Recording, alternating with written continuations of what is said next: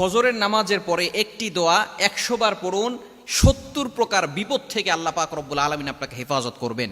এবং আল্লাহ পাক রব্বুল আলামিন এটা নবী সাল্লাল্লাহু আলাইহি ওয়াসাল্লামের মাধ্যমে জানিয়ে দিয়েছেন।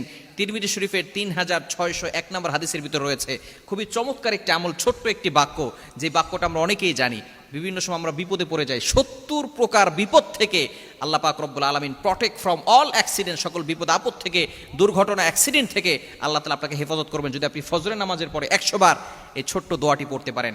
আমরা অনেক সময় অসুস্থ হয়ে পড়ি, অসুস্থ হয়ে গেলে আপনি এই দোয়াটা পড়বেন, আল্লাহ পাক রব্বুল আলামিন সুস্থতার নিয়ামত দান করে দিবেন। বিপদে পড়ে গেছেন, আপনি এই দোয়ার আমল করেন, আল্লাহ পাক রব্বুল আলামিন বিপদ থেকে আপনাকে উদ্ধার করে দিবেন। আপনি দুশ্চিন্তার ভিতরে আছেন, ডিপ্রেশনে আছেন, ফার্স্ট্রেটেড পিপল যারা আছেন, ফজরের নামাজ পড়ে আপনি এই দোয়াটা 100 বার পড়েন, আল্লাহ পাক রব্বুল আলামিন দুশ্চিন্তা দূর করে দিবেন। অভাবে আছেন, সবচেয়ে অভাব, 70 প্রকারের বিপদ থেকে সবচেয়ে নিম্ন যেটা, সেটা হচ্ছে অভাব, আল্লাহ পাক রব্বুল আলামিন দূর করে দিবে, বলেন সুবহানাল্লাহ। আপনি যতই টেনশনে থাকুন না কেন, অভাব বলেন, বিপদ বলেন, শুধু তাই নয়, আল্লাহ পাক রব্বুল আলামিন নবীজি সাল্লাল্লাহু আলাইহি ওয়াসাল্লামের মাধ্যমে জানিয়ে দিয়েছেন এই দোয়াটা হচ্ছে জান্নাতের ভান্ডার, বলেন সুবহানাল্লাহ।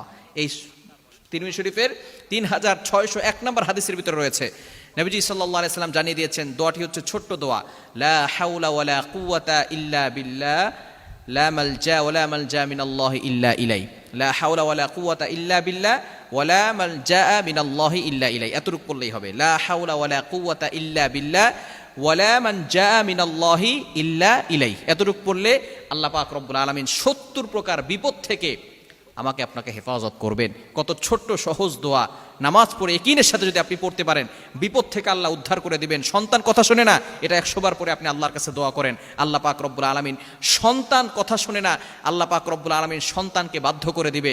মেয়ের বিয়ে হচ্ছে না, আপনি এই দোয়াটা পড়েন, আল্লাহ পাক রব্বুল আলামিন মেয়ে বিয়ে দেওয়ার ব্যবস্থা করে দিবেন।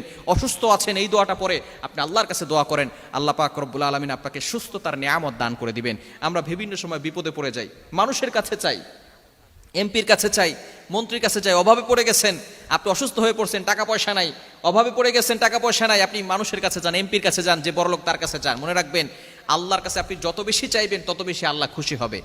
দুনিয়ার মানুষ দিলে শেষ হয়ে যায়, কিন্তু আল্লাহ দিলে কখনো শেষ হবে না।